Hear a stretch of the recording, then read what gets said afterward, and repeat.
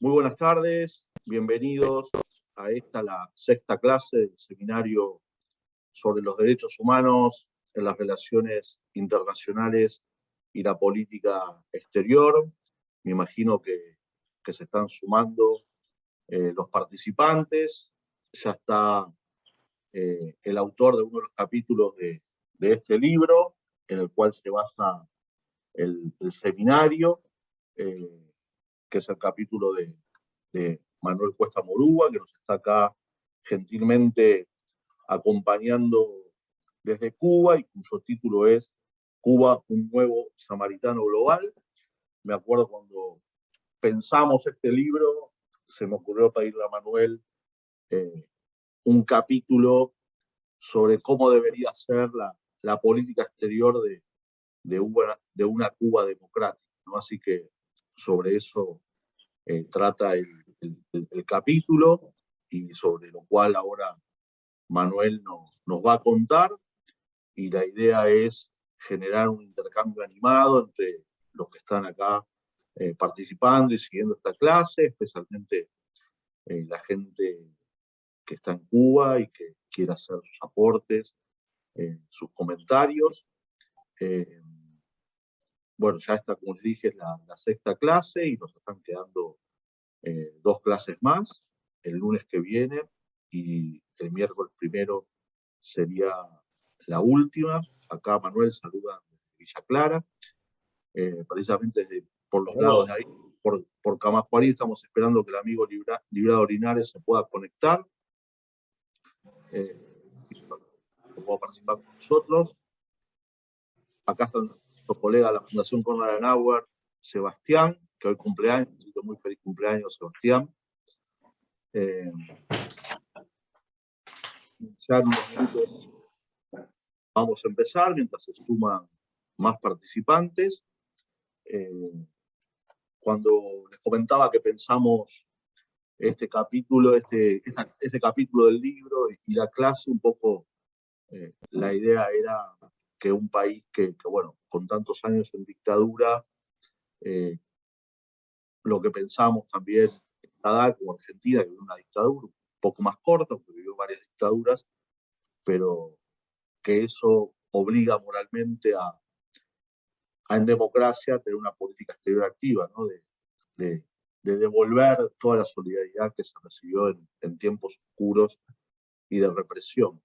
Así que eso es un poco el espíritu de pensar, incluir en el libro un caso de una dictadura actual, y que alguien que está trabajando dentro de Cuba por la apertura política de su país pueda esbozar una idea de cuál debería ser el rol de Cuba, el internacionalismo, cuál debería ser a partir de una transición democrática, ¿no? Y habiendo ejemplos de otros países que vivieron dictaduras similares y que hoy tienen cierto liderazgo en el tema. Así que bueno, por mi parte, bienvenidos y bienvenidas, y ya creo que estamos en condiciones de pedirle a Manuel que nos empiece a compartir su capítulo sobre Cuba, y la idea esta de que muy pronto, cuando ya empiece su camino y su transición democrática, que creo que va a ser muy pronto, ese rol de samaritano global, ¿cuál sería? Así que, nuevamente, muchas gracias a la Fundación Konrad Adenauer por apoyarnos en esta iniciativa, a mi colega Lisette, que hace que todo funcione, y bueno, gracias a ti, Manuel, por aceptar participar desde allí, desde La Habana. Así que bueno, todo tuyo, adelante. Bueno, pues nada, gracias, Gabriel. Ante todo, un saludo a todas y todos los que están aquí presentes, los que están desde Cuba, cosa que es muy importante. Gracias a CADAR, que siempre acompaña estos esfuerzos que se hacen desde Cuba de una manera diversa, y eso es fundamental. Ha sido fundamental, sobre todo ahora que el régimen trata de criminalizar la ayuda internacional, la solidaridad internacional hacia los actores los grupos y las organizaciones de la sociedad civil dentro de Cuba. De modo que este espacio es fundamental para esta conversación y este debate. En principio, yo debo agradecer mucho a Gabriel la idea esta de escribir sobre derechos humanos y política exterior, ¿no? Porque suele separarse ambas cosas. Casi siempre la política exterior es vista como la defensa de los intereses de un país frente a la comunidad internacional y el resto de los países, pero rara vez la política exterior se asocia fundamentalmente a valores, ¿no? Y se establece como el criterio básico que debe guiar o el punto o la línea básica que debe guiar la política exterior. De modo que conversamos mucho, Gabriel y yo, sobre el tema y terminó esa conversación, por lo menos una fase de esa conversación, terminó en este capítulo para este libro, ¿no? Que me parece muy interesante en toda su contribución y en toda su composición. Y sí, efectivamente, ¿no? Cuando hablamos de esto, creo que lo hablamos en varios lugares, pero uno de ellos fue Chequia. Y siempre me recordó una de las frases con las que yo utilizo, ¿no? Para cerrar el capítulo, pero que fue para nosotros fue muy importante y muy estremecedora. Sobre todo teniendo en cuenta el desafío que esto supone, ¿no? Y es esa frase, no voy a repetir literalmente, de Václav Havel, la que decía que siempre uno debe pensar y debe acordarse de que allá afuera, es decir, refiriéndose al exterior, hay gente preocupada por la suerte de los derechos humanos de cualquier país. En ese caso se refería fundamentalmente a Chequia. Y yo creo que esa frase potente, que es más potente de lo que yo la estoy describiendo ahora, marcó un poco la idea de este capítulo. Nosotros, los cubanos, llevamos más de 30 años. Sí, partimos de cualquier fecha en la que se inició la lucha por la democratización de Cuba y el respeto a los derechos humanos, tratando, uno, de que los derechos humanos se establezcan y se respeten en el país. Dos, de concitar la solidaridad del mundo en esa dirección. De modo que los derechos humanos se han convertido en una parte, casi un ADN de movimientos cívicos y de movimientos por derechos humanos en Cuba. Lo largo de esta lucha lo ha convertido en parte en debate, y eso debe, en esta perspectiva debe traducirse para nosotros en un intento que me parece que debe ser fructífero, que tendría mucha solidaridad y apoyo, de que una Cuba democrática en el futuro establezca como elemento fundamental de su política exterior la defensa de los derechos humanos en cualquier lugar del mundo.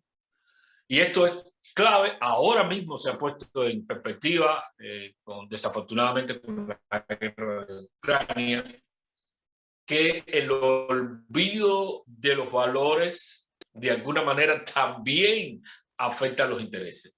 Y el desafío es justamente ese, de intentar convertir los valores en intereses para la seguridad nacional de Cuba y también para la política exterior y para devolver esa solidaridad que durante mucho tiempo, no quizás de todos los países o de todas las naciones democráticas del mundo, pero sí de seguro desde todas las naciones democráticas alguien alguna vez se ha solidarizado con la democracia en Cuba. Y entonces armar la política exterior de Cuba democrática a partir de los valores que tienen que ver con los derechos humanos, pues va a ser, yo creo que fundamental. Y si más temprano que tarde se abre una conversación en Cuba seria y responsable, yo creo que ese podría ser uno de los elementos a defender para toda la comunidad pro-democrática. Pero bueno, eso tiene un desafío y eso tiene unas condiciones, ¿no? No es fácil lograrlo. Por eso hice un repaso de cómo se comportaba la política exterior de países democráticos, para empezar, en materia de derechos humanos. Y aquí que no es fácil encontrar, básicamente en la región donde vivimos, en la región latinoamericana, no es fácil encontrar países que le den prioridad en su política exterior al tema de los derechos humanos. Se le da más prioridad a cuestiones puramente ideológicas, sobre todo en la última década en América Latina. Se le da mucho más prioridad a cuestiones ideológicas y alianzas ideológicas que al valor de los derechos humanos. Detectamos probablemente, y ojalá en los 2 años que han transcurrido desde a través de la pandemia, hay algún otro país que se sume a esto, pero realmente solo un país de la región en América Latina convierte los derechos humanos en parte esencial de su política exterior, y es Costa Rica. Justo por eso ahí está el Instituto Interamericano, o una sede del Instituto Interamericano de Derechos Humanos, que también se dedica a todo lo que tiene que ver con procesos electorales democráticos en la región, pero es el único país. El resto de los países, los 34 países de América Latina y el Caribe, definitivamente no tienen a los derechos humanos como parte de la política exterior. Y esto es un desafío para nosotros, pero también sería un desafío para una Cuba democrática en el futuro, porque siempre en materia de valores, en materia de derechos humanos, se necesita cierta compañía internacional para trabajar en esa dirección. De modo que la cuestión, los desafíos futuros siempre se resuelven desde los desafíos, vaya a trabajar. Y una de las cosas que deberíamos hacer los cubanos es cerrar también nuestros déficits en esa dirección de que en el futuro los derechos humanos se conviertan en política exterior, en el eje de la política exterior. Porque ciertamente muchas veces en el mundo se nos dice que nosotros no nos preocupamos por la suerte de los derechos humanos en otros países, que tenemos como que un sentido ombliguista del mundo, en el cual todo gira en torno a Cuba. Quizás no seamos el único país en esa dirección, pero que todo gira en torno a Cuba y no nos preocupamos de cómo está la situación, sobre todo de derechos humanos, en el resto del mundo. Y esto yo creo que es una, digamos, una lucha que nosotros debemos asumir y al mismo tiempo un desafío que debemos tratar de llenar de cara al futuro. Si pretendemos y si es posible que Cuba convierta su política exterior y la tiña, la bañe de temas y los valores de derechos humanos, desde ahora debemos rectificar esa ausencia y esos déficits que tenemos en la comunidad pro-democrática cubana en relación con los derechos humanos en la región. Nos preocupamos por lo que está ocurriendo en Venezuela, nos preocupamos por lo que está ocurriendo en Nicaragua o en Bolivia o en Colombia. Nos preocupamos por el asunto de los derechos humanos en países que son democráticos de alguna manera y que de cierto modo se han solidarizado con Cuba, pero que también tienen problemas de derechos humanos. Nos preocupamos por los derechos humanos de comunidades en distintos países de la región. Esos son desafíos que debemos nosotros tratar de satisfacer de manera práctica, de manera concreta, buscando también establecer relaciones hacia el exterior con esas comunidades y preocuparnos por la suerte de ellos y por la violación de los derechos humanos. No deberíamos tener temor, por ejemplo, si en Colombia se están violando los derechos humanos, pues llamar la atención. Esos son haberes a favor nuestro en la dirección de acumular acciones, de acumular prestigio, de acumular también conocimiento y relaciones, cultivarlas sobre todo para que la legitimidad en el paso y en la dirección de que mañana podamos convertir a la política exterior en una política basada en los derechos humanos, pues tenga peso y seamos escuchados en el mundo. Hay, digamos, condiciones que puede ser paradójico lo que voy a decir, pero hay condiciones que nos ayudan. Cuba, para bien en algunos momentos, para mal en muchos otros momentos, ha tenido una presencia internacional importante. No voy a decir que global, pero ha tenido una presencia internacional importante. De modo que en los organismos internacionales y en muchas capitales del mundo, cuando se menciona Cuba, no se está mencionando un país raro y un país extraño. De hecho, yo utilizo ese concepto en este libro. Para muchos sectores en el mundo, Cuba ha sido como una especie de mito redentor, con toda la connotación mítica que tiene y religiosa que tiene este concepto, ¿no?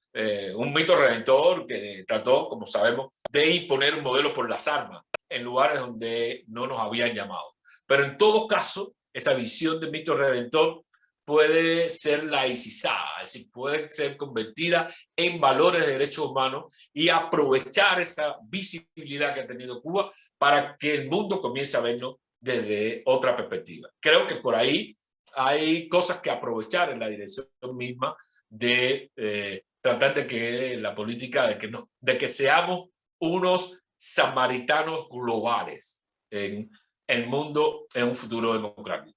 Hay otros elementos que nos ayudan. Nosotros, como sucede en muchos países del mundo y en muchas regiones, definitivamente a veces los valores democráticos se defienden más en aquellos países que no lo tienen que en aquellos países que ya tienen, de alguna manera, ya disfrutan los derechos humanos. Y nosotros tenemos, en este caso, por razones estrictamente negativas, tenemos un acumulado profundo en la dirección de trabajar por los derechos humanos. Yo creo que esos son elementos que no deben perderse y que nos permiten aportar en la conversación mundial, en la conversación global en materia de derechos humanos para que seamos visiblemente considerados y admirados también en ese sentido. Hay otro elemento que creo que nos ayudaría en esa dirección y es la tradición. Gabriel me facilitó un libro hace un tiempo muy bueno que tiene que ver con los derechos humanos y la construcción de la Carta de la Declaración de Derechos Humanos y el papel y el rol que tuvieron muchos países, sobre todo después de la Segunda Guerra Mundial, para definitivamente llegar a la Declaración de Derechos Humanos. Y ahí aparece algo que por lo pronto es bastante conocido en la comunidad prodemocrática de derechos humanos en Cuba, pero que no es muy conocido en Cuba. Y es el hecho del papel que jugó Cuba en la conformación de la Declaración de Derechos Humanos. Eso en una época en que América Latina, que hoy no tiene liderazgo, pero que en aquella época tenía un liderazgo fundamental en materia de derechos humanos, en ese momento pues Cuba se unió a países como Chile, países como Panamá, como Colombia, para fomentar y trabajar en la Declaración de Derechos Humanos. Pero no solo como actores pasivos dentro de la comisión. Hay anécdotas interesantísimas de uno de los jefes de la Comisión de Derechos Humanos en aquella época de las Naciones Unidas, que estaba en formación, un canadiense, no vale ahora mismo mencionar el nombre, que se quejaba, medio admiraba del papel que el cubano representante, Guy Cisneros Betancourt, tenía en toda la labor de discusión en materia de derechos humanos. Y terminó una vez, en un momento, en una frase diciendo, este cubano se quemará en el infierno, refiriéndose a la fuerza con que la defendía los derechos humanos. Pero nadie podrá negar, continuaba él, nadie podrá negar de que es un amante furibundo de la libertad. Y eso es importante porque la tradición es clave a la hora de definir política exterior, ¿no? Los países que no han acumulado una tradición en un sentido, una dirección determinada, pues tienen a veces serias dificultades en ese sentido. Para formular política exterior basado en intereses o en valores, hay que tener también determinada tradición. Y yo creo que esa tradición se puede rescatar para Cuba y para la reformulación de esa política exterior. Por cierto, estaba haciendo tu trabajo, casi estaba terminando, y me asombré también del papel que Cuba tuvo en la década también del 40, en lo que hoy aún fue vicepresidente del Congreso en aquella época, que tuvo un papel global, clave, casi fundador de lo que hoy se conoce como el derecho electoral en América Latina en materia de elecciones, que nosotros podemos rescatar y que nos va a ayudar en esa reformulación. Está claro, el concepto de samaritano global es un concepto de una politóloga norteamericana, Alison Britt, que es especialista en relaciones internacionales, en derecho internacional y sobre todo en derechos humanos, y es la que puso este concepto en juego, basándose en la experiencia de dos países claves, ¿no?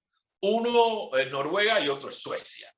Y ella veía que estos países tenían una capacidad de fundar y fundamentar dos cosas al mismo tiempo: su política exterior en materia de valores humanos. Eran exportadores de valores humanos. Y no solo exportadores, sino que supeditaban y supeditan en muchos casos sus relaciones externas a el comportamiento que otros países tengan en materia de derechos humanos. Y eso llevó a otros autores a decir que, y fundamentalmente esto nos atañe a nosotros, que los países medianos o los países pequeños son los que tienen la posibilidad global o internacional de fundar su política exterior en valores humanos, justo porque no tienen grandes intereses y porque hay otro elemento fundamental: no tienen tantos intereses globales, debo rectificar. Y por otra razón fundamental, porque la seguridad y protección de muchos de estos países depende de un entorno internacional donde se respeten las reglas internacionales del juego. Y eso para Cuba viene muy bien. Está claro que hay obstáculos. Y bueno, esto es un resumen, quiero terminar lo más rápido posible para que la conversación sea justamente eso, una conversación, pero está claro que hay obstáculos que deberíamos superar en ese sentido. El primero de todo es, por supuesto, llegar a la democracia, que es uno de los obstáculos más difíciles que hemos tenido nosotros, los cubanos, en nuestra propia historia.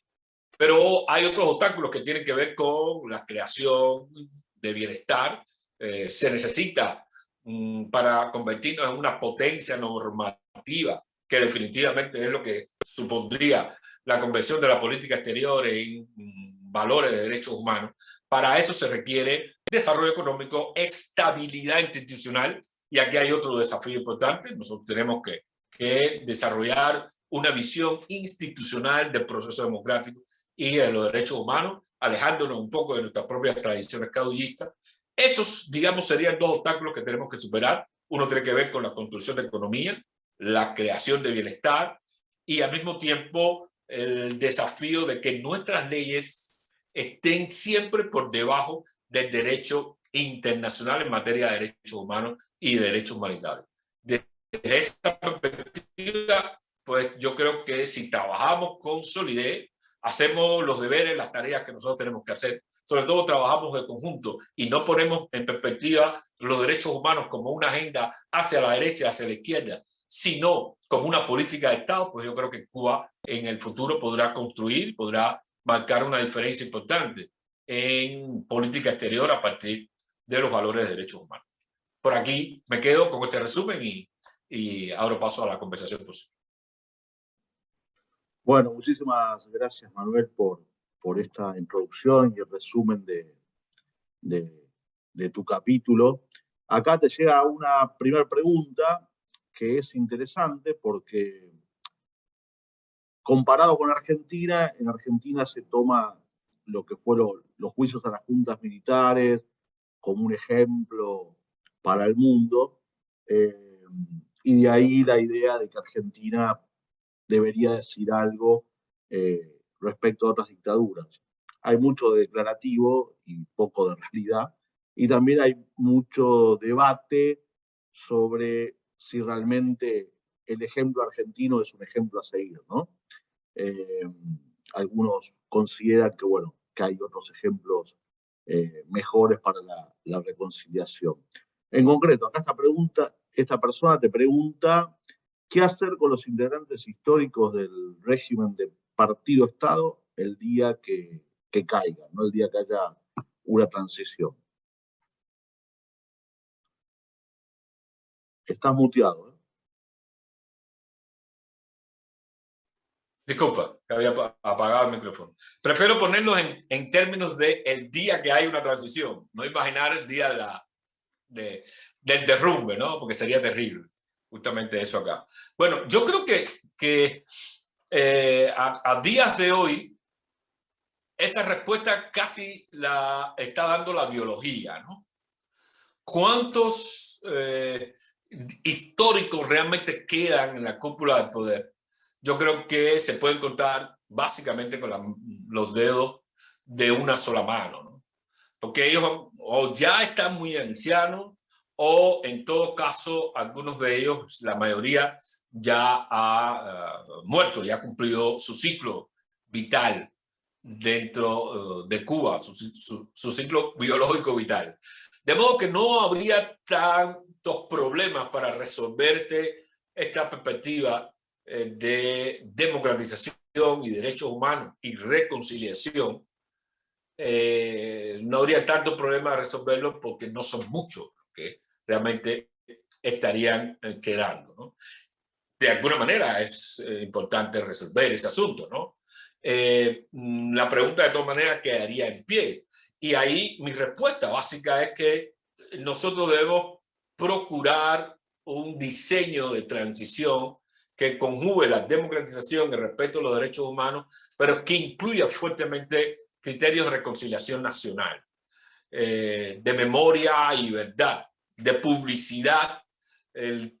Siempre me viene a la mente cuando converso sobre el tema cubano, siempre me viene a la mente la solución sudafricana, la solución de Nelson Mandela, siempre me viene a la mente, en la que se asume responsabilidad por parte de infractores o depredadores históricos de derechos humanos y al mismo tiempo se busca reconciliación y reparación a las víctimas, pero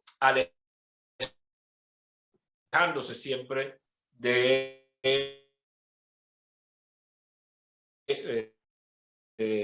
un proceso de transición que sea, creo que habría una respuesta a este problema con los históricos, a pesar de su papel en la violencia institucional en Cuba, de su papel en la violencia revolucionaria y de su responsabilidad, en muchos casos importantísima porque es intelectual.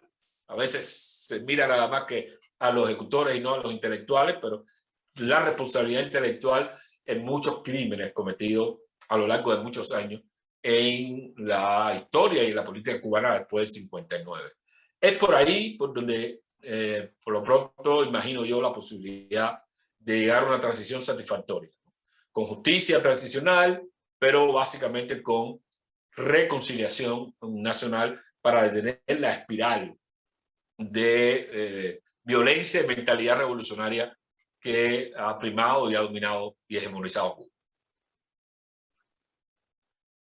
Bueno, muchas gracias, Manuel. Mientras esperamos que lleguen más preguntas, te voy haciendo preguntas yo, así que decía que te lleguen más preguntas, así no te atormento.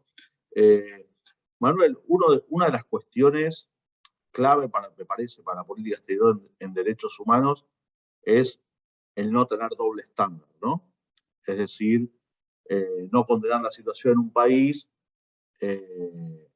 y hacerlo en otro, ¿no? Es decir, caso típico, ¿no? Por ejemplo, en América Latina, algunos países que incluso condenan a Cuba, no condenan a China y dicen como que los derechos humanos son para los latinoamericanos y en otra parte del mundo no hay derechos humanos, ¿no? Y ahí, bueno, empiezan a primar intereses económicos, otro tipo de intereses, por ejemplo, gente que probablemente, o personas que los hayan ayudado en un momento y de repente comienza una situación donde se erosiona la democracia o algo por el estilo, y entonces es importante alzar la voz, ¿no? Porque en muchos casos, mucha gente, por ejemplo, está agradecida a la dictadura cubana, sabe que es una dictadura, pero no la quiere condenar porque tiene de alguna manera un agradecimiento de alguna época, porque se exilió en Cuba, entonces sienten que estarían siendo injustos en condenar a una dictadura que en su momento los ayudó cuando ellos tenían dictadura. No sé si me entiendo. Pero bueno, básicamente, ¿qué recaudos tú pondrías para que en una Cuba democrática, con una política exterior activa en derechos humanos, no se, no se no tengan estos casos de doble estándar, ¿no? Decir, bueno, señalar una situación sí y otra no.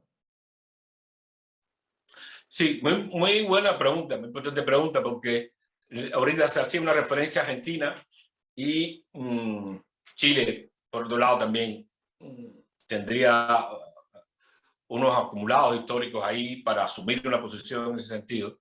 Yo creo que la única manera de solucionar eso es llegar a un consenso interno de que la política exterior en materia de derechos humanos sea una política de Estado, no una política de gobierno. Sé que es difícil, pero es importante que sea una política de Estado, porque eso es lo que impide esos dobles estándares de países en la que según sean los gobiernos, pues así será el interés o no en materia de derechos humanos. Si los gobiernos son muy pragmáticos y lo que quieren solucionar básicamente es sus grandes déficits y problemas económicos, pues bueno, cierran los ojos ante China. Eso pasa mucho en América Latina. De hecho, yo leí hace un tiempo atrás un trabajo sobre Costa Rica, desde Costa Rica, en la que se le criticaba un poco al gobierno de Costa Rica que estaba alejándose de esa política de Estado costarricense en materia de derechos humanos, simple y llanamente por intereses de inversión china, y que Costa Rica no debía hacer eso como no lo hacen otras naciones. Y yo creo que entonces un primer punto es que eso debe ser una política de Estado. Como política de Estado, y ahí se deriva, no puede hacer distinción. No puede ser que se violen los derechos humanos en países aliados y no se denuncien o no se busquen por los caminos o mecanismos diplomáticos o políticos o de alguna manera atender la violación de los derechos humanos en esos países, aunque sean países aliados. Y eso pasa mucho también en América Latina, donde priman las alianzas por encima de los valores. Si te das cuenta, sobre todo en países de poca solidez en materia exterior, si te das cuenta de que las alianzas pueden ser muy efímeras, porque como no hay grandes intereses globales, no somos grandes potencias, muchos de los países en la región no somos grandes potencias, perdemos la perspectiva de que podríamos asentar la política exterior en materia de derechos humanos de una manera en que no haya oscilaciones en la respuesta a la hora de atender o condenar a un país por la violación de derechos humanos. Chequia es un buen ejemplo de esto, con las tensiones de vida, porque siempre hay tensiones, pero Chequia ha tratado siempre de mantener una política de Estado basada en los derechos humanos. Suecia es también un buen ejemplo de esto. A veces no se siente tanto el ruido nórdico en los medios de comunicación, pero los nórdicos de alguna manera trabajan en materia de derechos humanos y fundan sus políticas exteriores en el comportamiento que otros países tengan en materia de derechos humanos. Eso, por ejemplo, en el caso de Cuba es evidente, donde ellos tienen una representación diplomática, pero donde no alimentan fuertemente las grandes inversiones, justamente porque tienen este criterio de que primero los valores, luego los intereses, luego la economía. Y eso es fundamental. Por lo tanto, desde esa política de Estado, dejar claro de que la condena para estar atravesando hoy. Y lo tercero es no tenerle miedo a las potencias, ¿no? Las potencias, sobre todo ahora, están siendo, como se dice, por lo menos dos de ellas están siendo demasiado asertivas, demasiado agresivas, y están condicionando sus relaciones, incluso las inversiones de alguna manera baratas, como es el caso de China, o de costos mínimos en determinados países, la están supeditando a que las políticas exteriores de estos países pues oculten cualquiera sea la posibilidad de una condena a China por la violación de los derechos humanos. Luego se dan cuenta de que caen en la trampa de la deuda china, pero ya cuando se dan cuenta es bastante tarde. Y entonces están amarrados económicamente y también están amarrados diplomáticamente. Yo creo que fundamentalmente si se violan los derechos humanos donde quiera, y esto incluye los Estados Unidos, hay que denunciarlo. No se puede tener un doble estándar para, entre otras cosas, despolitizar la materia de derechos humanos, que ciertamente ha sido politizada según los intereses de política exterior de determinados países. Muchas gracias, Manuel. Tú mencionabas en tu presentación y en el capítulo a Guy Pérez de Cisneros, y mi pregunta es si el gobierno cubano, el viejo gobierno cubano, esta dictadura, lo utiliza, lo esconde, lo reivindica o lo silencia. Bueno, yo diría que no lo silencia porque nunca tuvo una voz. Después del 59 no hubo posibilidad de alguien que pusiera la voz. No lo oculta porque no está en el público. No lo lleva ahí a las gavetas escondido, ¿no? No lo utiliza. Y esto es importante, interesante, porque entre otras razones, utilizar a Guy Cisneros supondría digamos, un disparo en la línea de flotación de toda la política cubana y toda la retórica y toda la agenda política cubana, el mito.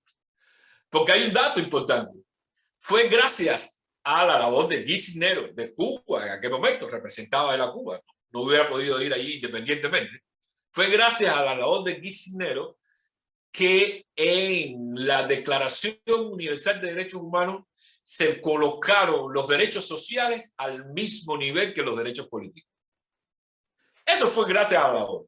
No fue él, fue, por supuesto, un diplomático de mucha más fuste como es Valdés, como fue Valdés el chileno, el que representó los intereses básicamente de la región latinoamericana frente a la comisión.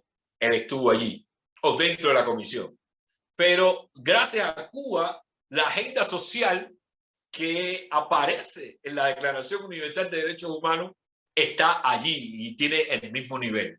De modo que, ¿de qué manera el gobierno cubano podría utilizar a Guy Cisneros y al mismo tiempo ocultar la labor que ha tenido Cuba? Es decir, eso que tuvo Cuba antes del 59. Eso como que destruye totalmente su agenda política, porque recordemos que el mito hacia afuera y hacia adentro es que la cosa social, la preocupación social en la región alcanzó niveles de Estado gracias a Cuba.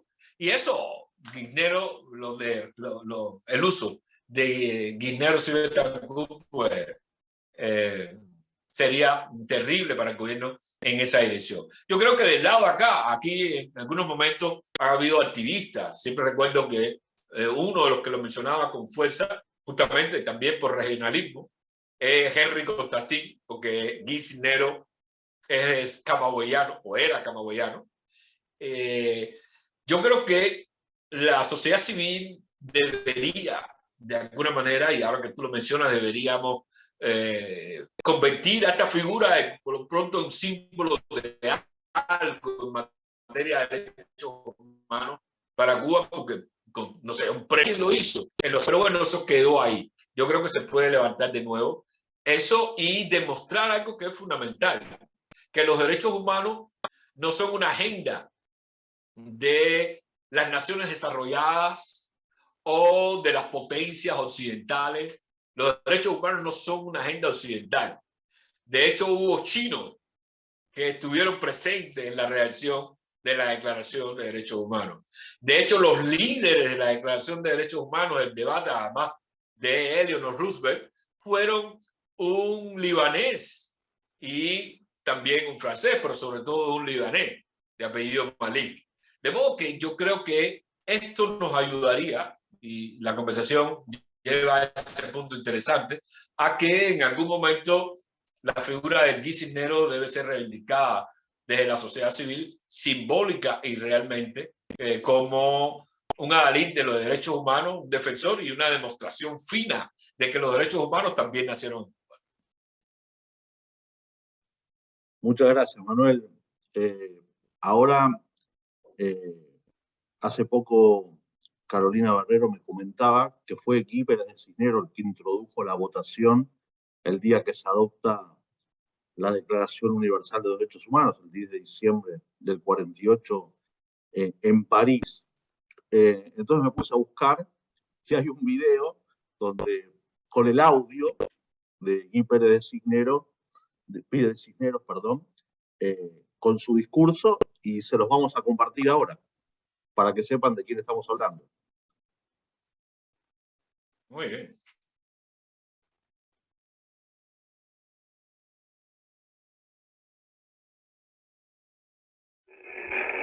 The next speaker on the list, delegate of Cuba.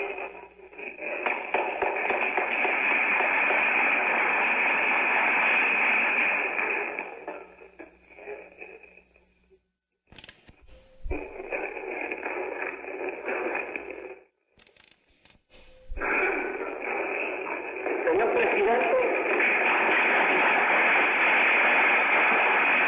señores delegados, Cuba no podía dejar de figurar en el coro de países que en esta tercera Asamblea General de las Naciones Unidas desean celebrar desde la más importante tribuna del mundo la realización ya muy próxima de la Declaración Universal de los Derechos del Hombre.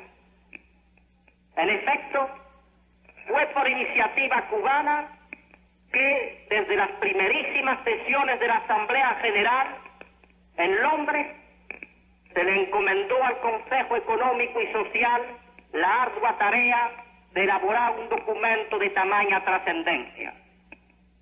Y en esta oportunidad sentimos verdadero orgullo al recordar que el primer proyecto, muy modesto, depositado oficialmente para servir de base a la Declaración de los Derechos del Hombre, lo fue por el doctor Ernesto Diego, eminente profesor de la Universidad de La Habana y miembro de la Delegación de Cuba. Hoy, aquella iniciativa, madurada gracias a los brillantes trabajos de la Comisión de los Derechos del Hombre, alcanza su resultado definitivo, que fue presentado con tanto talento por el ilustre relator de la tercera comisión, el senador haitiano señor Senlou, y por su presidente señor Malik, ministro del Líbano en La Habana, por quien sentimos tanta admiración y tanto afecto.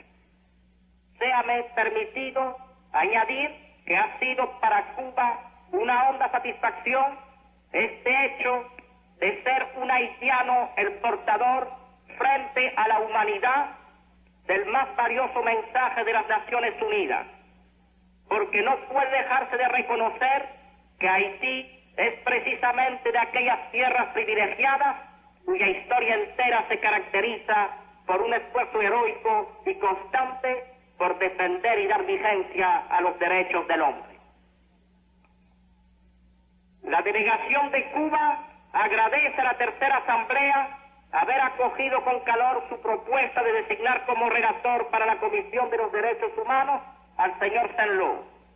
Como pueblo de la América de habla española, Cuba se siente orgullosa de haber delegado para el informe de la tercera comisión en un destacado hijo de un país americano de lengua francesa, de Haití, tierra en la cual el gran Bolívar, nuestro Bolívar, halló a la vez estímulos morales y ayuda material para lograr su gran obra de liberación y de libertad. Mi delegación, en estos momentos de alegría en que a cada uno debe dársele lo suyo, tiene el deber de reconocer la labor de gran mérito de la Comisión de los Derechos del Hombre, que trabajó incansablemente durante 2 años bajo la inspiradora presidencia de Mrs. Roosevelt y que redactó en verdad un valioso proyecto de documento que expresaba con belleza y con fuerza la aspiración más elevada del hombre del siglo XX, el advenimiento de un mundo en que los seres humanos, liberados del temor y de la miseria, disfruten de la libertad de palabra y de la libertad de creencia. Otro de los documentos históricos que inspiró las labores de la tercera comisión fue la primera Declaración de los Derechos y Deberes del Hombre aprobada internacionalmente por los pueblos americanos en Bogotá. Mi delegación, a quien le cupo el honor en la capital de la hermana República de Colombia de asumir la responsabilidad de la ponencia de aquel documento, se hizo un deber de presentar y defender ante las Naciones Unidas los más valiosos aspectos de aquel precioso texto. Y puedo afirmar ahora con toda sinceridad que las Naciones Unidas han sabido recoger todos los puntos esenciales con los cuales el documento de Bogotá podía enriquecer el proyecto del Consejo Económico y Social. Sobre este aspecto de nuestras labores, no podemos dejar de mencionar que fue gracias al tesonero esfuerzo y al gran poder de convicción del delegado de México, doctor Campos Ortiz, que la tercera comisión agregó a su texto original el importante artículo 9, inspirado en el derecho de amparo mexicano y que es el único texto de la declaración que garantiza en el campo nacional el efectivo respeto de los derechos fundamentales reconocidos por la Constitución y por la ley. Dentro de un mismo orden de ideas, le corresponde a mi delegación el honor de haber inspirado la forma definitiva de uno de los considerandos que reconoce esencial que los derechos del hombre sean protegidos por un régimen de derecho a fin de que el hombre no se vea compelido al supremo recurso de la rebelión contra la tiranía y la opresión. Así queda inscrita en esta declaración el espíritu de uno de los artículos de la Constitución cubana que confiere el derecho de resistencia adecuada contra tales desmanes arbitrarios. Y este considerando es además un homenaje a Francia tributado por mi país, que tanto admiró y que siguió como lucha propia las etapas de su gloriosa resistencia. Nos es grato comprobar que en la declaración los derechos sociales, que son el principal aporte del siglo XX en esta materia, así como los derechos jurídicos lo fueron del siglo XIX, quedaron tratados con toda la importancia que merecen y le queremos expresar a las Naciones Unidas nuestro agradecimiento por haber acogido favorablemente textos inspirados por 2 enmiendas cubanas que reconocen en el campo del trabajo el derecho de seguir libremente su vocación y también el derecho que ha de tener todo trabajador de recibir una remuneración equitativa y satisfactoria que le asegure, así como a su familia, una existencia conforme a la dignidad humana y que sea completada de ser necesario por cualesquiera otros medios de protección social. No podrá tampoco olvidar mi delegación la acogida que recibió otra de sus iniciativas por parte de las Naciones Unidas, la de inscribir en la declaración el derecho a la protección de la honra, elevadísimo concepto moral tan enraizado en toda alma de estirpe española. Y no nos es posible silenciar que gracias al esfuerzo conjunto de Francia, México y Cuba, se les reconoció de manera definitiva a aquellos que pertenecen a la única aristocracia legítima, me refiero a los creadores, ya sean artistas, literatos o bien científicos, el derecho a la protección de sus intereses morales y materiales que les corresponden por razón de las producciones científicas, literarias o artísticas de que sean autores. No nos corresponden por el momento subrayar otros aspectos importantes de la declaración, que tanto valor le dan, pero no silenciaré que mi país y mi pueblo están altamente satisfechos al ver que de manera tan rotunda se ha condenado para siempre la odiosa discriminación racial y las injustas diferenciaciones entre hombres y mujeres. La delegación de Cuba vaciló muchas veces antes de presentar sus numerosísimas enmiendas al proyecto de la Declaración de los Derechos del Hombre. Sin embargo, en definitiva entendió que ese afán de perfección y esa severidad crítica eran uno de sus deberes, ya que tenía el derecho de ser muy exigente en un asunto de esta índole, una delegación que representa a un país que tiene el orgullo de haber producido el Manifiesto de Montecristi, una de las más generosas y humanas declaraciones de los derechos y deberes del hombre que hayan precedido al nacimiento de una nación. Y crean bien, señor presidente y señores delegados, que los miembros de la delegación cubana se sienten hondamente conmovidos cuando, al recorrer los artículos de la importante declaración que vamos a aprobar dentro de unos minutos, pueden reconocer que todos sus pasajes podrían haber sido aceptados por aquel generoso espíritu que fue el apóstol de nuestra independencia, José Martí, el héroe que al hacer de su patria una nación le fijó para siempre esta generosa norma, con todos y para el bien de todos.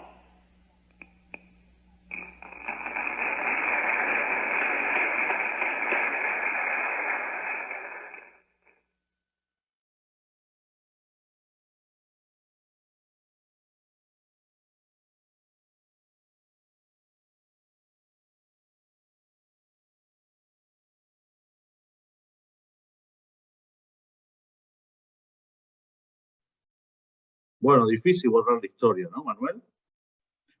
Excelente. Uno escuchaba este discurso y ahora entiende, y me imagino que tus colegas allá, escucha este discurso del 48 de la delegación de Cuba y uno entiende por qué no deben querer que se conozca, ¿no? Y ahí te hago una pregunta.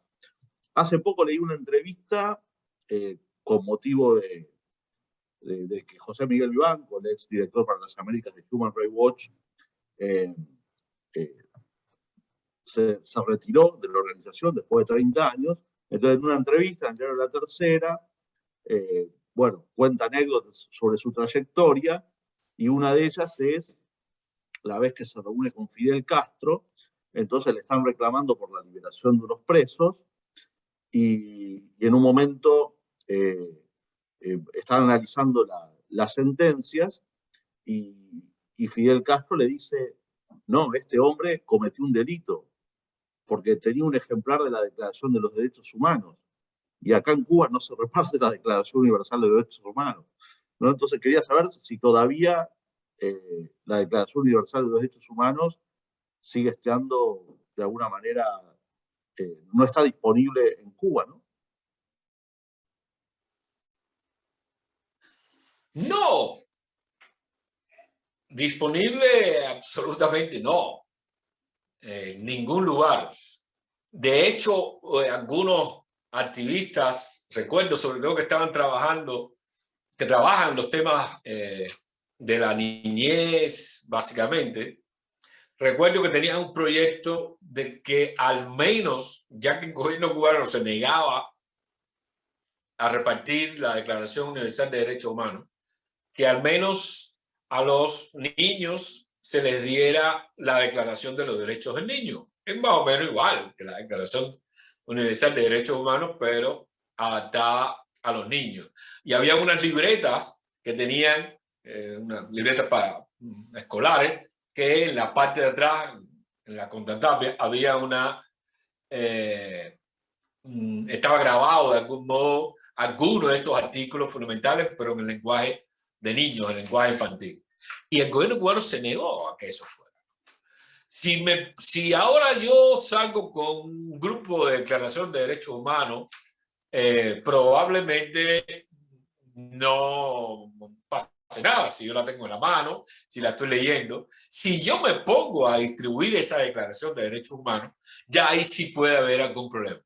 Y según el lugar donde se viva, pues las circunstancias se ponen más difíciles, porque el gobierno tiene un comportamiento más o menos en La Habana y tiene otro comportamiento, digamos, en Manzanillo, en la provincia de Granma Oriental. De modo que no podría decirte, desafortunadamente, siglo XXI, año 2022, segunda década, de que la Declaración Universal de Derechos Humanos aquí tenga el beneplácito de las autoridades. Creo que ahora mucho menos, porque digamos, en los últimos tiempos de Fidel Castro, uno podría decir que había algo así como una especie de tolerancia 0,1 a las acciones y actividades de la sociedad civil. Bueno, ya Fidel Castro había sacado la cuenta de que la oposición y la sociedad civil no tenía la capacidad para contestarle fuertemente el poder al punto de que lo perdiera, y por lo tanto se dio el lujo de cierta tolerancia, ¿no? Algo así como que no se acostumbra mucho, pero pueden caminar. Hoy tenemos un problema serio, ¿no? Y a veces yo le doy importancia a los amigos que dicen que la capacidad intelectual de los políticos es importante, porque por lo menos les informa de la necesidad de cierta tolerancia. Y uno ahora, observando a la élite política en el poder, se da cuenta de que son funcionarios en pánico, temerosos de cualquier cosa que venga a la sociedad civil, sin mucha imaginación creativa, que les aterraría absolutamente, que la Declaración Universal de Derechos Humanos, asumida por el gobierno cubano, los pactos de derechos civiles y políticos, económicos, sociales y culturales, firmados por el gobierno cubano, pues se distribuyan en cualquier lugar. Les estaría absolutamente pánico, porque no tienen capacidad de argumentación, de contraste, de respuesta, ni la formación necesaria que por lo menos Fidel Castro tenía a la hora de presentarse en público. Por eso, frente a la declaración, el Código Penal. El Código Penal es el mensaje, el nuevo Código Penal es el mensaje profundo, fuerte, duro, de que el gobierno cubano va a intentar cerrar cualquier espacio a lo que tenga que ver con los derechos humanos. Se va a seguir a prosperar. Y sus alianzas internacionales lo reflejan también. Aliado con Rusia, Venezuela, Nicaragua e Irán. Siempre me gusta mencionar a Irán en esa alianza. Manuel, aquí te preguntan un poco también en línea con lo que escuchábamos en el discurso de Guy Pérez de Cisneros, de alguna manera evocando los avances que había tenido la Constitución del 40 en Cuba. Acá pregunta qué valores actuales de Cuba, que uno podría decir son anteriores, como podría ser igualitarismo, podrían perdurar como contenido en la futura democracia.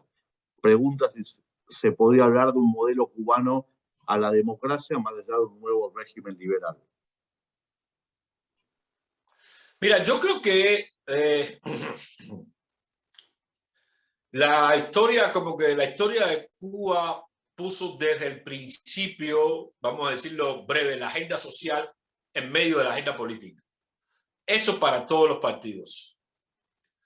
Rara vez había un amigo historiador que siempre decía, por ejemplo, nadie debería ofenderse aquí, estamos en una conversación, siempre decía que en Cuba la derecha era un periódico, el diario La Marina, pero que partidos de derecha en el sentido fuerte del término no había. O sea, gente más a la izquierda, más a la derecha, más al centro, pero no había partidos de derecha. Y eso era un poco reflejo del tejido social, donde el papel de los sindicatos, el papel de los derechos de los trabajadores, de los trabajadores azucareros, el derecho de las mujeres, el derecho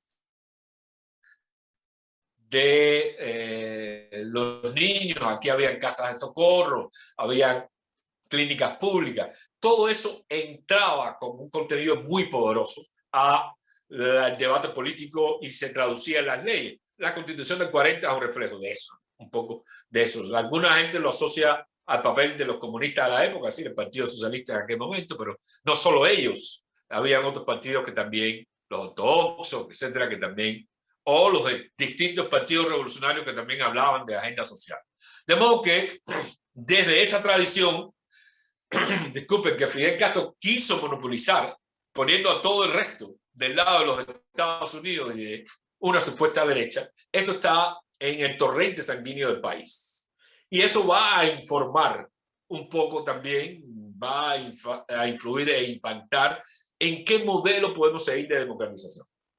Y yo creo que el modelo de democracia en Cuba va a sentarse en las demandas o en los alcances o en la arquitectura liberal política tradicional, eso casi por rebote. Hemos estado tan reprimidos durante muchos años que la libertad se va a defender de un modo casi visceral, pero también va a estar marcada esa transición por esto que podríamos llamar brevemente la agenda social, en toda su dimensión, con las nuevas luchas por los nuevos derechos, ¿no? Que en aquella época o que hace 30 o 20 años no estaban al menos en Cuba dentro de la agenda de debate político. Me refiero al tema de las minorías, al tema de la ecología, al tema de los animalistas, al tema de género, que tiene una fuerza interesante en la sociedad civil. De modo que la transición va a liberar derechos, pero con un contenido social fundamental. De ahí que la reconciliación nacional sea el piso fundamental para esto, porque eso afecta a todos los sectores de alguna manera. Gracias, Manuel. Bueno, invito a quienes están acá que, por un lado, bueno, compartan sus inquietudes, sus preguntas frente a la presentación y lo que plantea Manuel. Nadie me critica ahí. La futura política exterior cubana en derechos humanos. Y también me gustaría saber, los colegas, los compatriotas tuyos que están aquí, si conocían a Guy Pérez de Cisneros y en tal caso si conocían ese audio. Y mientras tanto, Manuel, te hago un par de preguntas, mientras esperamos que el resto comparta sus comentarios, inquietudes. Que anime. ¿Cómo ves este debate sobre la Cumbre de las Américas, la decisión de invitar a países no democráticos del hemisferio y el hecho de que estos países se manifiestan excluidos? Quería escuchar tu opinión. En esto quiero ser directo y claro, ¿no? Yo creo que en este momento una cumbre de las Américas es algo más que geopolítica, ¿no? Es una cumbre de valores. Después de Ucrania, cualquier debate global, internacional, tiene que incluir el debate global. Eso está muy claro ya, incluso para gobiernos o tradiciones tan apaciguadoras como las tradiciones europeas, ¿no? En ese sentido. Por lo tanto, creo que aquí no había discusión más que la discusión anti-norteamericana, ¿no? Pero aquí no había discusión en que los países como Nicaragua, Venezuela y Cuba no debían estar en una cumbre donde los valores van a ser parte de ese debate. Sobre todo porque los valores son los que van a marcar cómo se van a solucionar determinados problemas. Pensemos en el tema de migración. ¿De dónde se migra hacia los Estados Unidos? De dos fuentes distintas, pero igual de potentes. Uno, países que tienen una situación económica estructural muy difícil, que no levantan, Centroamérica, Haití, y el otro, países donde la libertad no se respeta. ¿Cómo solucionar y cómo discutir esos temas de migración de una manera estratégica si no se comparten los valores que ayudarían a detener, por ejemplo, la migración? Pensando en el caso cubano, pero también pensando en el caso salvadoreño haitiano. Así que yo creo que hoy la decisión me pareció la adecuada, la apropiada. Y el gobierno cubano no debía sentirse lastimado por eso. Nicaragua no se sintió lastimada. Dijo Daniel Ortega que ir allí no era de su interés. Lo dijo peor de lo que yo estoy diciendo ahora, pero mi decencia no me permite usar determinadas palabras. Maduro está en el juego que tiene en los últimos tiempos después de Ucrania. Pero también, de modo que crear ese ruido generaba más o reflejaba más una decisión ideológica de determinados gobiernos que no líderes en América Latina, que querían aprovechar el momento para conflictuar, básicamente mandando cierto mensaje hacia los Estados Unidos. Porque no tiene sentido, por ejemplo, voy a hablar del presidente de Argentina, que diga, mire, no voy a la cumbre o lo pensaría porque no puede haber exclusión, cuando el presidente de Argentina dijo claramente que quería hacer la puerta de entrada de Rusia en la región. O dijo después, cuando Rusia se complicó, que entonces la puerta de entrada de China en la región. De modo que no tiene sentido esa política cuando estás abriéndote a gobiernos que no respetan los valores de la inclusión que tú estás defendiendo para una región. Aquí hay ese doble estándar. O el caso mexicano, que es el caso más complicado, ¿no? Que es el caso más difícil, que han utilizado este momento de la cumbre para marcar siempre esa diferencia práctica en el desarrollo del liderazgo político en la región, en vez de pensar con razón y con cabeza de Estado, porque si a alguien le conviene esta cumbre es a México, fundamentalmente. De modo que yo creo que, más allá de que los Estados Unidos no han manejado bien todo el tema de las invitaciones, la comunicación política es importante, creo que al final, ciertamente esta era una cumbre con ausencias, y eso había que haberlo asumido desde el inicio. Una cumbre con ausencias, como el caso de Guatemala, o el caso mismo de Brasil, aunque creo que después cambió de opinión y Bolsonaro va ahí. Esto es una cumbre de valores. Yo creo que más allá de las necesidades estratégicas, yo creo que no invitar a estos países era lo correcto. Cuba no estaba en condiciones de exigir absolutamente nada, porque no se puede exigir inclusión cuando se excluye a los nacionales. No tiene sentido absolutamente ninguno. ¿Cómo incluirte en las Américas, hablar de pluralismo y de respeto a las diferencias cuando no lo hace en el patio, cuando no lo hace en el país? Y acabas de, uno, encarcelar a jóvenes por actos casi infantiles en las calles, básicamente, y aprobar un código penal que es, por cierto, la exclusión, la discriminación establecida en la ley, ¿no? Faltaba ese punto de discriminación en blanco y negro, legal, y aquí lo tenemos en el Código Penal, un código de discriminación hacia casi la mayoría de los cubanos. De modo que no creo que ni debía ir ni debían quejarse, ninguna de las dos. ¿Y qué pasa, Manuel, al revés, con los colegas tuyos de la sociedad civil independiente cubana, los actores democráticos, que sí los han invitado, pero que el gobierno cubano no les permite salir? Ahí está un ejemplo.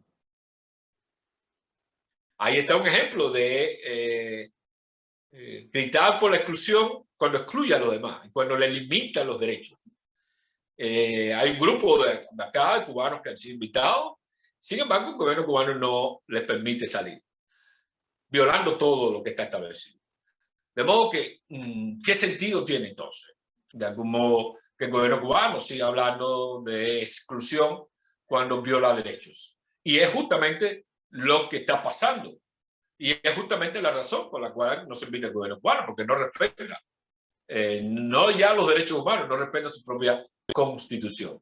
Yo creo que estos compatriotas que han sido invitados deberían, de alguna manera, alzar su voz públicamente y mandar un mensaje ahora a la Cumbre de las Américas, dejando claro qué es lo que está pasando y al mismo tiempo demostrando las razones profundas por las cuales no ha sido invitado el gobierno cubano a Los Ángeles. Manuel, te vinculo esto al tema de esta clase, que es las futuras relaciones de Cuba con el mundo, en una Cuba que muy pronto será democrática.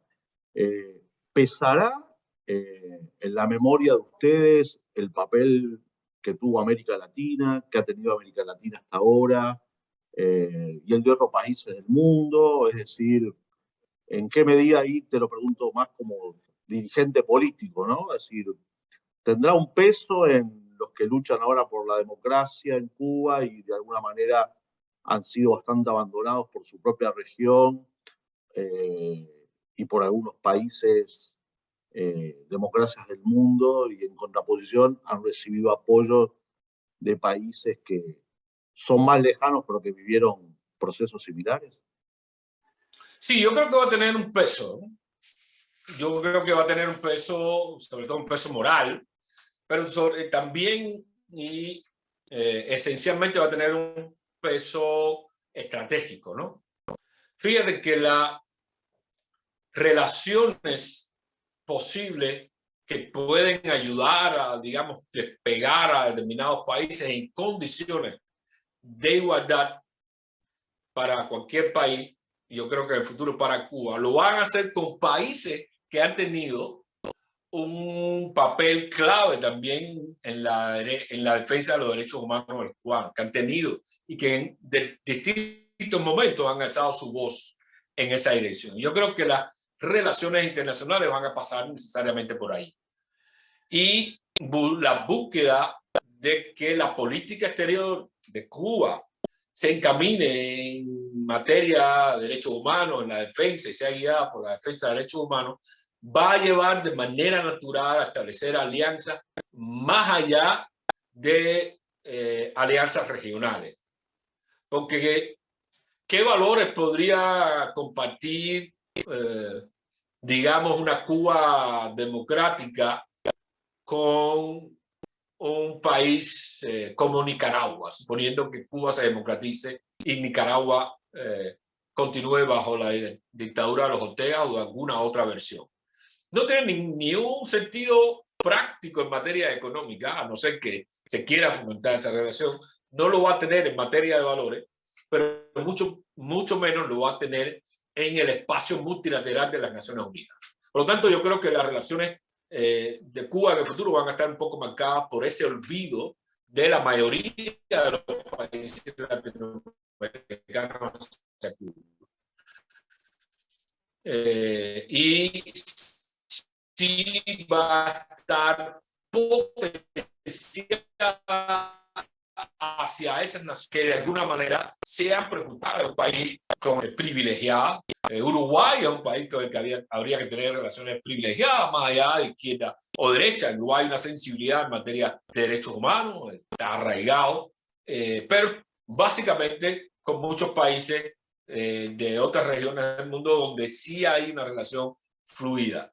Si China es el principal inversor en muchos países de América Latina o de África, significa que las relaciones no necesariamente tienen que pasar por la continuidad geográfica de la región en la que uno viva. Se deben potenciar las relaciones con aquellos países que de alguna manera tengan valores compartidos. Y en ese sentido, yo creo que la Cuba democrática tendrá relaciones diplomáticas con todos los países, pero habrán escalones, niveles de relaciones que se van a potenciar justamente con aquellos que tienen claro y han tenido un papel fundamental en alumbrar el comportamiento de los derechos humanos en Cuba. Bueno, gracias, Manuel. Tus compatriotas están muy tímidos y tímidas acá, te comento. Sí. Yo quiero uno que critique, al menos uno que critique, que diga cuesta por uva, no estoy de acuerdo con lo que está diciendo. Manuel, se acaba de adoptar, no digo aprobar, porque para aprobar se debe debatir, ¿no? Pero digo, se acaba de adoptar ese nuevo Código Penal que tú mencionabas. ¿Tú crees que, por ejemplo, por participar tú de esta actividad, te pueden aplicar ese Código Penal? Bueno, me lo pueden aplicar si lo aplican retroactivamente. Ahora mismo no lo podría aplicar, ¿no? Porque supuestamente entrará en vigor dentro de unos 70 días, digamos, ¿no? Quizás para el verano, básicamente. Pero sí, si decide aplicarlo retroactivamente, pues ahora mismo por una actividad como esta puede que te sancionen, que te quieran juzgar, que te quieran llevar a un juicio, detener o confiscar teléfono, o decir que de financiar actividades contrarrevolucionarias, aunque, por cierto, no hay ninguna figura del Código Penal que mencione la palabra contrarrevolución, pero eso está en el corazón y en el ánimo de ellos. Esa es la energía a la hora de aplicarte la ley. Y pues simplemente castigarte, ¿no? Alguien me preguntó en algún momento, bueno, y con este Código Penal, ¿qué pasará? Yo le digo, bueno, a la larga, todos, usando una parafrasis, a la larga, todos estaremos presos, ¿no? Porque no hay manera de seguir trabajando en favor o a favor de los derechos humanos, de la democratización, de la manera que debe hacerse, y salir ileso. El gobierno cubano sí decide aplicar eso. Así que yo creo que sí, toda la comunidad democrática debe estar preparada de aquí al verano para empezar a sufrir un apretón más en la tuerca del régimen contra la sociedad civil. Gracias, Manuel. Bueno, te hago la última. Nosotros el otro día acá en Buenos Aires fuimos invitados al diálogo de derechos humanos de la Unión Europea, ¿no? Es decir, la Unión Europea tiene diálogo de derechos humanos con los gobiernos y previamente dialoga con la sociedad civil, que es una sociedad civil plural, ¿no? Donde participaron varias, yo no estuve, estuvo mi colega Brian, pero básicamente participan distintas organizaciones y brindan su punto de vista sobre temas de derechos humanos en el país, generalmente críticos, ¿no? Porque la función de nuestras organizaciones es crítica, porque siempre va a haber algo para criticar en materia de derechos humanos, ¿no? Y cuando se le plantea a la Unión Europea en Bruselas por el tema de Cuba, básicamente se dice, bueno, ¿qué pasaría si a mí, Cadal, me tocaba estar donde estás tú ahora? O sea, los mismos que me invitan acá no me invitarían allá, ¿no? Entonces me gustaría tener una reflexión tuya sobre cómo se sienten en ese diálogo de derechos humanos que supuestamente existe entre la Unión Europea y Cuba, y también cómo analizas la evolución que ha tenido desde que se adoptó este acuerdo, el nuevo acuerdo de la Unión Europea y Cuba, y lo que ha pasado en materia de derechos humanos en el país. Y con esta última ya te libero. Ya. No, mira, yo creo que el diálogo con la Unión Europea en el marco del Acuerdo de Diálogo Político y Cooperación no ha sido muy fructífero y muy productivo, ¿no? Digamos, para una de las cosas fundamentales, yo creo que el diálogo ha funcionado. De alguna manera, cuando un funcionario de la Unión Europea se reúne con cualquier activista de la sociedad civil, en Cuba o en Bruselas, en cualquier otro lugar, ha dado un paso importante, que es el reconocimiento que le está dando la Unión Europea a determinados actores. Pero a partir de ahí no hay resultados claros de ese diálogo de cooperación. A mí, por lo menos hasta donde he conversado, siempre me ha preocupado esa filosofía, vamos a llamarle casi religiosa, ¿no? Por aquello de que los molinos, los dioses muelen lentamente, ¿no? Y entonces que se prolonga todo hacia un futuro evolutivo sin tomar en cuenta los pasos y las acciones, sobre todo concretas, que ha hecho el gobierno cubano contra lo que está establecido y recogido en el Acuerdo de Diálogo Político y Cooperación, que es, yo creo que debería ser el medidor básico. Es decir, cómo se está comportando el gobierno cubano en relación con este y otro punto. Yo creo que ahí no ha habido un resultado realmente fructífero en estas conversaciones, más allá del reconocimiento. Y sí creo que cierto apaciguamiento por parte de determinados actores. o en todo caso también una especie de equivalencia o de compensación en el que el acuerdo del diálogo político y de cooperación con Cuba se supedita, lo que no debería ser, a las relaciones entre Cuba y los Estados Unidos. Lo cual es una contradicción porque justamente el acuerdo de diálogo político y de cooperación se estableció como otra vía para llegar a un resultado positivo en materia de derechos humanos y de democratización, eludiendo la política de los Estados Unidos. Entonces, ahí hay como una contradicción que refleja, a mi modo de ver, ha ido reflejando poca voluntad por parte de muchos de estos actores, a pesar de que algunos de los elementos del acuerdo de diálogo político han sido apoyados por mucha gente, y el acuerdo mismo, mucha gente ha dicho que cree que ese es el camino para avanzar en la materia de derechos humanos, sobre todo en materia de derechos humanos. Y se han dado casos básicos de que, bueno, la cooperación desde Europa no sea la sociedad civil por el gobierno.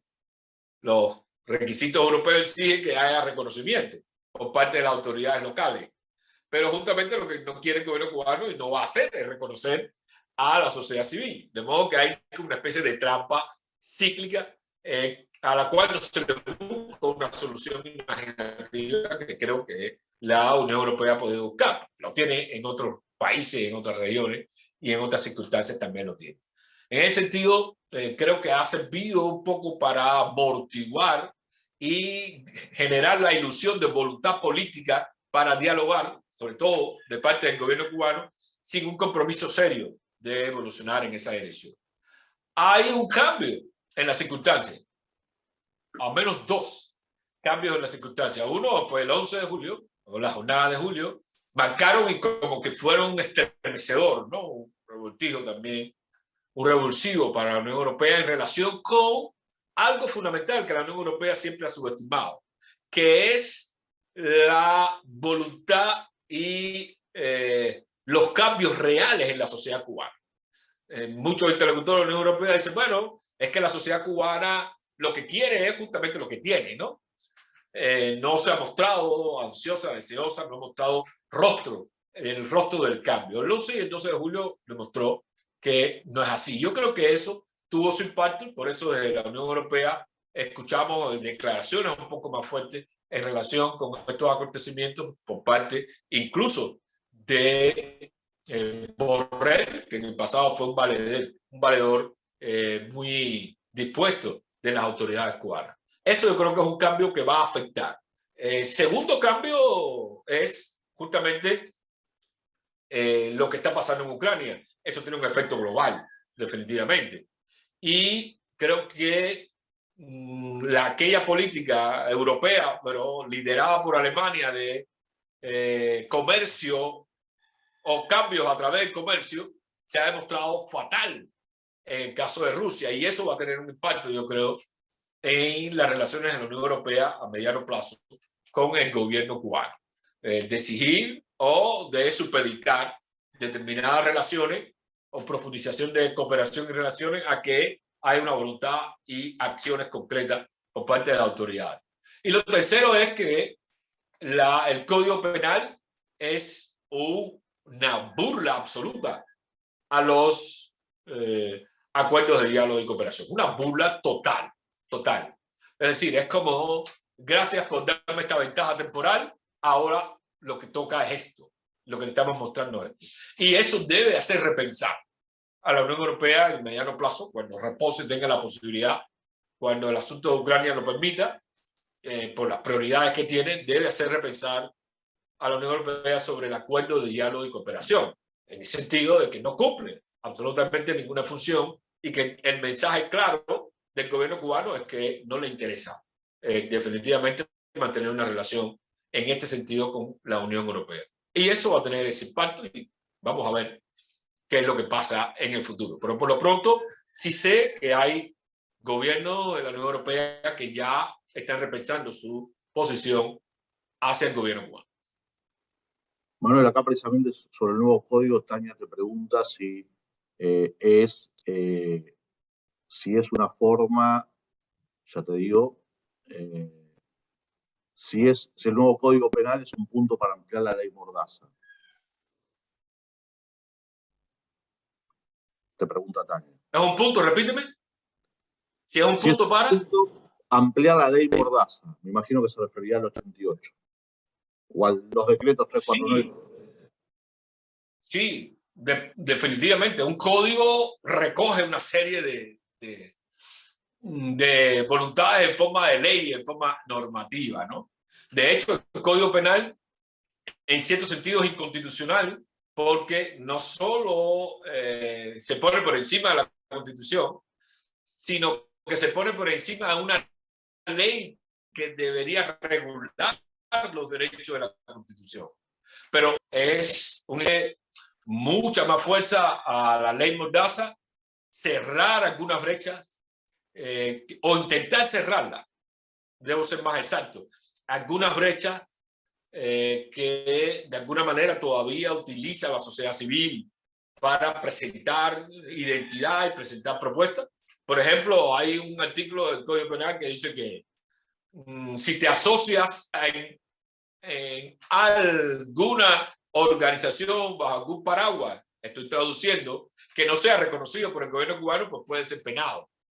Y eso va por encima de la ley de asociaciones. Se debería haber primero formulado la ley de asociaciones, que es una ley complementaria, para después reflejarla en el Código Penal.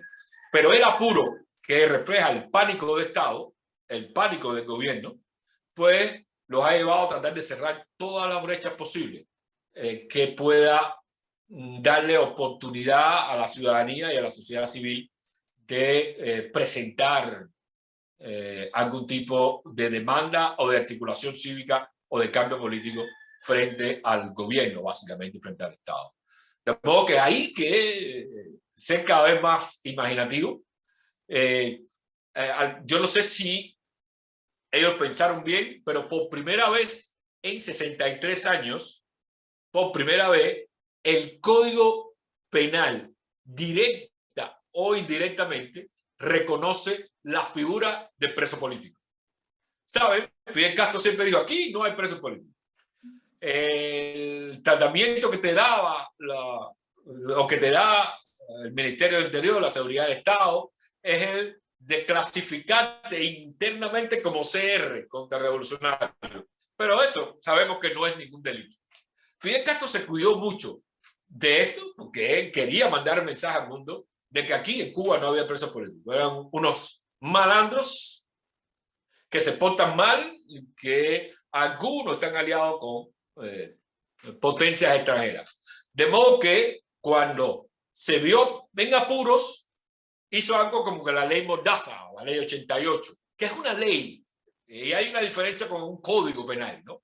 Es una ley para atacar un punto clave que tiene toda la provisionalidad que puede tener una ley. Pero se cuidó mucho de llevar esto al Código Penal. Bueno, el gobierno actual, las autoridades actuales, en su infinita incompetencia, acaban de reconocer en el Código Penal la figura del preso político en estos 36 nuevos delitos y otros tantos delitos que establece el Código Penal. De modo que sí, esa es mi respuesta a Tania, ¿no? Afirmativa en ese sentido. Y que lo que estamos tratando de hacer, en muchos sentidos, algunos acá, es buscar que no se normalice ni moral, ni política, ni intelectualmente el Código Penal. Si dejamos que se normalice, es decir, si no hay una batería sistemática de ataque al Código Penal, ya sea en la Comisión Interamericana de Derechos Humanos, ya sea en el Consejo de Derechos Humanos, ya sea en los distintos, en las distintas comisiones dentro, o grupos de trabajo dentro de Consejo de Derechos Humanos, ya sea con gobierno, ya sea en los medios, si no hay un ataque granado simultáneo, vamos a decirlo en términos bélicos, una guerra híbrida contra el Código Penal, se va a normalizar y la situación de Cuba se puede complicar y complejizar en lo adelante muchísimo más. Manuel, ya casi estábamos terminando y se empieza a animar esto. A ver, acá me hace una pregunta, no sé si es una pregunta, pero es como un comentario que me gustaría tener tu opinión. Acá Roxilén dice que en las protestas del 11J, si hubiera habido un líder, ya hubiera libertad en Cuba, y que plantea que aquí necesitamos un verdadero líder para alcanzar la democracia y libertad. ¿Qué opinas sobre eso? No, mira, no sé, mi opinión está dividida y yo creo que las protestas del 11 de julio y el 12 también, por cierto, nos centramos mucho en el 11 porque fue el momento de explosión, pero el 12 de julio lo pudieron ser porque no tenían liderazgo. Esa es mi opinión.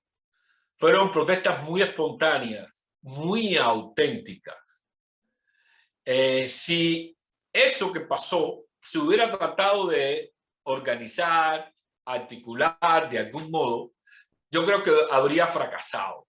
Y eso porque en Cuba, como los antiguos países totalitarios, el espacio público, el espacio cívico, las calles, como le dicen ellos, y como se llaman, están cerradas a cal y canto por el totalitarismo. Están cerradas las calles. Es decir, no hay ese espacio público como en otros países, como en Venezuela, que hay cierto espacio público y de pronto Guaidó puede decir, u otro, vamos a visitar y vamos a hacer una manifestación, o como se intentó en Nicaragua, que se está tratando de cerrar cada vez más el espacio. Aquí no.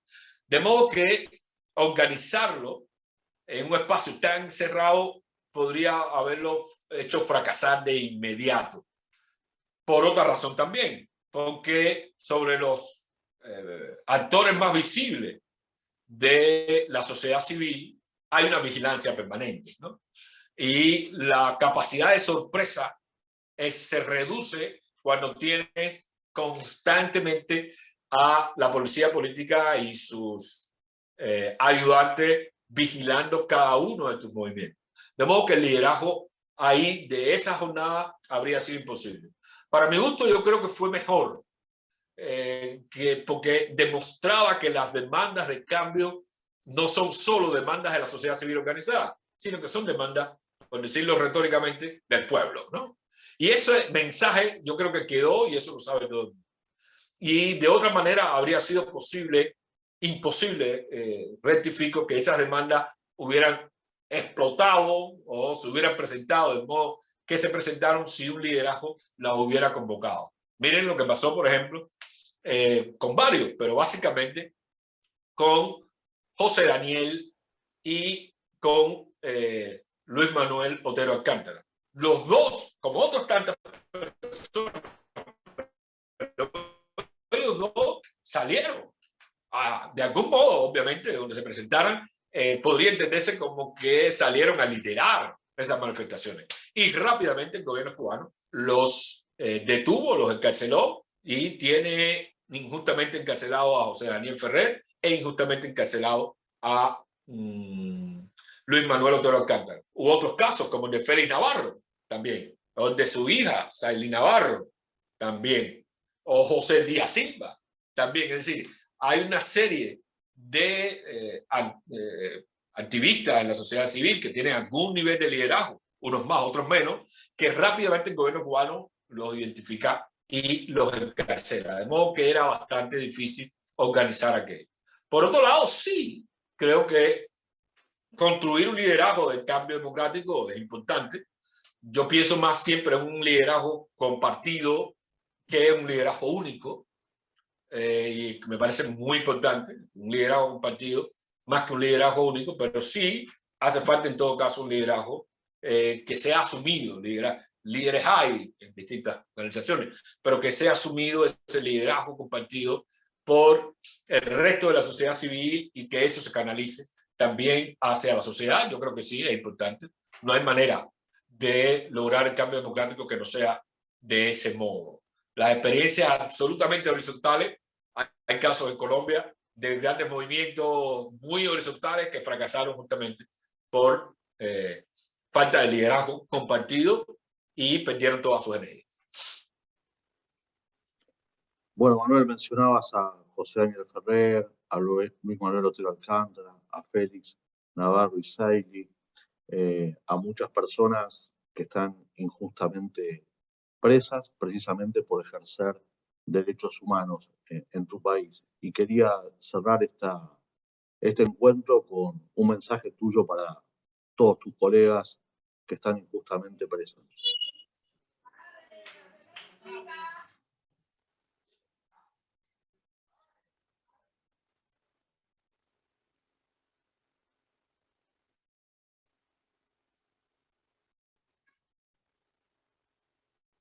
Adelante, adelante, vas a decir el mensaje.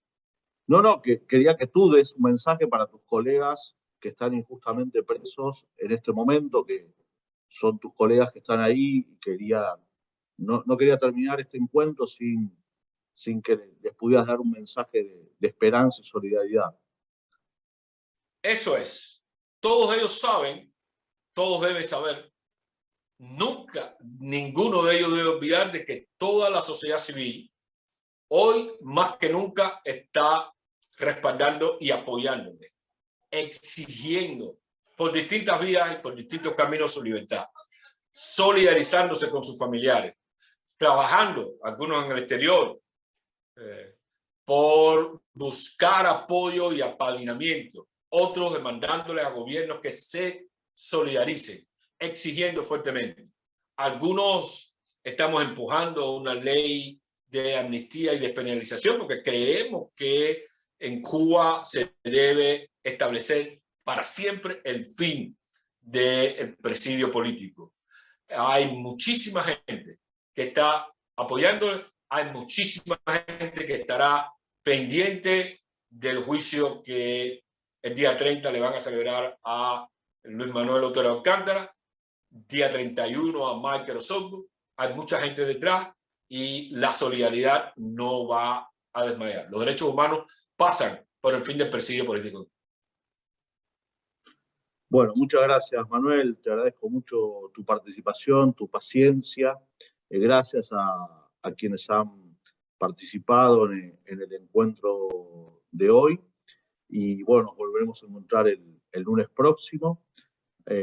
Bueno, nuevamente a nuestra contraparte, la Fundación Konrad Adenauer, bueno, muchas gracias por apoyar esta actividad, y a mi colega Lisette, que ahí ha hecho que todo funcione bárbaro, incluyendo el poder compartirles ese histórico audio de Guy Pérez de Cisneros invitando a la votación de la Declaración Universal de los Derechos Humanos el 10 de diciembre de 1948 en París. Bueno, muchísimas gracias, Manuel. Un abrazo enorme y espero verte muy pronto. Y que sea en Cuba. Eso espero. Gracias por la invitación.